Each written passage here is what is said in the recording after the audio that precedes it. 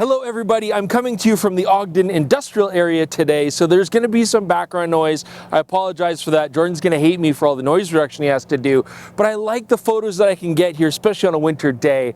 And why we're out here is because of Sirui and their Aurora series of lenses. Now, I did already review the 85mm f1.4 Aurora, the first in their line of full frame primes with fast apertures, and I really liked it. I mean, I don't know, it was sharp, it was clean, it was contrasty. Maybe it's because it was a beautiful warm summer day, maybe it's because it was an 85mm, but now look at this. I've got the new Sirui Aurora 35mm f1.4. Now you may or may not know that 35mm is not my favorite focal length. In fact, it's my least favorite, but at least Sirui started things off with the 85mm, which is my favorite focal length. And you know, when I'm thinking back on it, the things that kind of upset me a little bit about the lens were the bokeh and the autofocusing motor speed being a little bit slow, but these are affordable budget lenses. Is this 35mm going to have the same issues? I'm going to find that out today on this wintry cold day. Daddy's got his winter beard on. I'm Chris Niccolls. This is PetaPixel. Let's see how much frozen snot and breath I can get into my facial hair today. Whoa.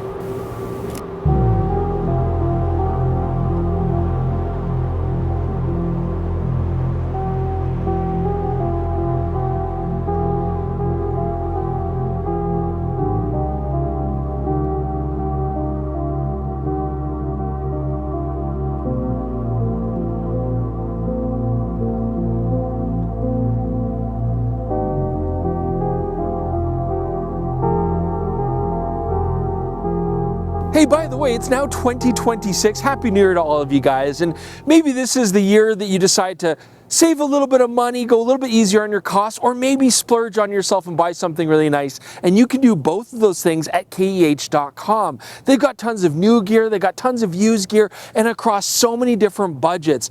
Their search tool is very easy. When you find a product, you'll see all of the ones that they have in stock, listing the different costs, the accessories that come with it, the condition of it. There's some great pristine buys, but there's also some good affordable bargains at KEH.com. So check them out today. They are PetaPixel's official pre-owned camera gear partner.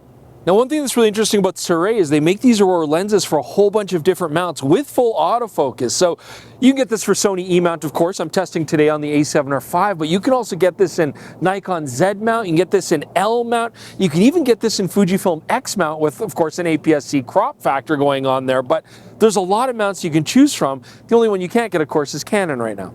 So there's no mistaking the fact that the Aurora lenses are designed to be affordable alternatives to the more expensive OEM lenses, but what always impresses me is the lens itself doesn't feel like a budget lens. And this is kind of its stark contrast to something like the Samyang f1.4 Prima lens, for example, which I did find to be quite basic in its appearance.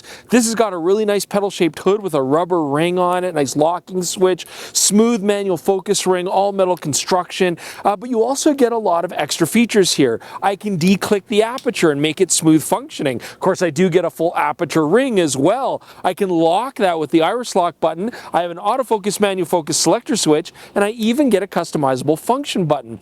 This is also sealed against some weather and dust. Got a rubber seal there on the lens mount. USB-C port behind there so I can do my firmware updates, and it's all well protected. And overall, this lens is quite lightweight, around 490 grams, which makes it lighter than a lot of the other alternatives out there, except the Samyang Prima. So today, I'm definitely going to be endeavoring to shoot a lot at f1.4. I know we want to see the results of this at its widest aperture, and actually, I do like 35mm lenses when they have a fast aperture because I do feel like it can at least separate the background from subjects up close, and I like that.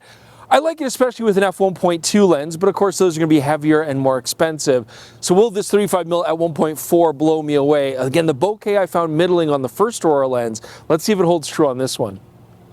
Taking a look at the bokeh, first off, specular highlights. At f1.4, you'll notice quite round, but there's a little bit of a cat's eye effect, although it's not that beautiful. Sometimes you just get these clipped off points. We're also getting quite a bit of an onion ring effect going on, like it's kind of mushy inside. You see a lot of stuff inside the specular highlights, and we're also getting a fairly distinct soap bubble effect. Now, it's not as critical here with the 35mm because we're not getting as shallow a depth of field, but I do still find the backgrounds tend to look a little bit harsh. They kind of distract a little bit. They don't go off into that soft, creamy style. Look, the bokeh is not terrible. It's just kind of middling, a lot like what I saw on the 85mm lens. And so this is not going to be the strong suit of this particular lens. So one of the nice things about shooting on these frigid cold winter days is you often get this beautiful ice formation and frost, and it's really cool to get close-up detail shots. But as much as I like this particular shot where I'm further away, I can't get much closer because this is not a macro lens or close-up lens by any stretch. In fact, our life-size reproduction ratio is about 1 to 7.5, which is not really worth mentioning. So yeah, if you're looking for something for really close-up details, look elsewhere.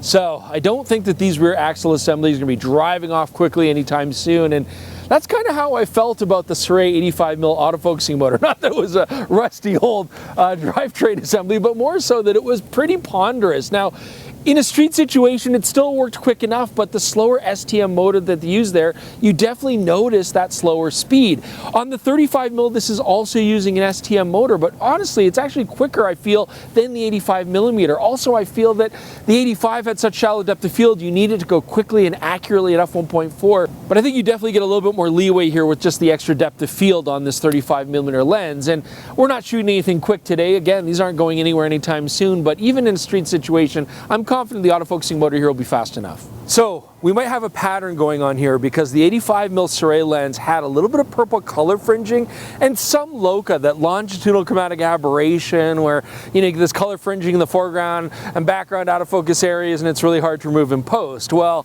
I expected to see the same thing here on the 35mm 1.4, and I do.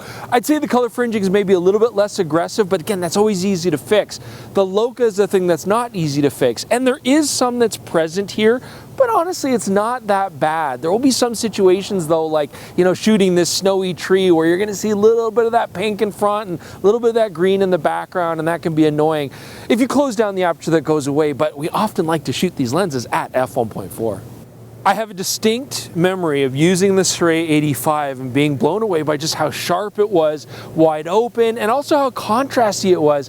I actually think this 35mm might be a little bit better, but again, a very similar story, because when you look at the centers here at f1.4, we get great detail and good contrast. When we stop the lens down, you'll notice here, it's already excellent. I'm not really noticing much of a difference. It already has good contrast and color. The corners are going to be soft when you're focused in the center, but look at when we focus specifically in the corners. At f1.4, not bad. We're actually not getting that much distortion either. A little bit of vignetting. When we stop the lens down, that vignetting goes away and it sharpens up even more. But even shooting the extreme corner wide open, I was still impressed with the level of detail we got compared to a lot of other budget lenses that we've seen. Now, of course, with any affordable lens, there's going to be some compromise you have to deal with. We've seen that already with things like Bokeh, with things like middling bokeh and stuff like that. What about flare? Well, today's no test, but luckily we do have bright lights at home, so we get to test the flare there as well. And you can see there's definitely some. It's not terrible though. Jordan said it's not flareable. I don't know, that's his new catchphrase. He likes to have a joke going all the time. So it's not flareable. There's some that you can see wide open at 1.4. Stopping the lens down, we get a little bit more distinct ghosting. I would definitely still be careful with using the hood when you can and avoiding, maybe change your angles with some bright light, because you will get some flare issues, but it's not obnoxious. Okay guys, so not counting the frigid conditions, I actually got a lot of deja vu today, because this felt a lot like shooting the 85mm Sirui Aurora lens. There's just a 3 instead of an 8 in there, and maybe that makes sense because you want to see consistency across this line. What I can also say is there's more primes planned by Sirui in the Aurora series, and if these first 2 are any indication, I'm going to be really excited to see the rest, because these are very good lenses for the money, even not for the money. They look nice, they feel nice, they're built well, they've got nice controls, and optically, there's a lot to really love here. So whether this lens is a good choice for you or not, you kind of have to evaluate based on the lens mount. Fujifilm X mount, great that they make it for that, but I don't think it's very compelling. I'd rather get a more compact lens from Fujifilm that would do a very similar thing. As Nikon, there's some merit there, but Nikon already makes a really good 35mm 1.4 that's affordable. I'd probably go that way as well, but this would certainly be a good option. But certainly an L mount and E mount, there's a lot to be said for this Sirui Aurora lens. The Samyang 35mm Prima is a nice lens optically, absolutely. In fact, they're actually quite similar in a lot of ways. But I do feel the Samyang has less features. It just doesn't have any controls on it. It feels a lot cheaper, more toy-like compared to this lens. This just feels a little bit more prestigious. I like the metal work. I like the extra controls. And so for that very reason, I would probably go this way. I mean, the Sony G Master, that's way off the price point, but it's a fantastic lens, no doubt. When it comes to L mount and E mount, you also have the Sigma Art 35mm 1.4, which is an awesome lens. Highly recommend it, but it is more expensive. And if you're looking to save some money, I think the Sirui Aurora 35mm 1.4 makes a ton of sense. But anyways, we appreciate you guys joining us here at the start of 2026, and we hope that you'll stick with us this whole year. In fact, a great way to show your support is to get a PetaPixel.com membership. Look at all the benefits that you get. It really helps us out with a lot of special projects, lets us do stuff outside of just photography and videography that we know that you'll enjoy. So definitely consider that. Also, check out the PetaPixel podcast. It's going strong for 2026, and it's on this exact same channel, or you can listen to it on all your favorite podcasting apps. Thanks so much for joining us, guys. We'll see you soon with more reviews on PetaPixel.com.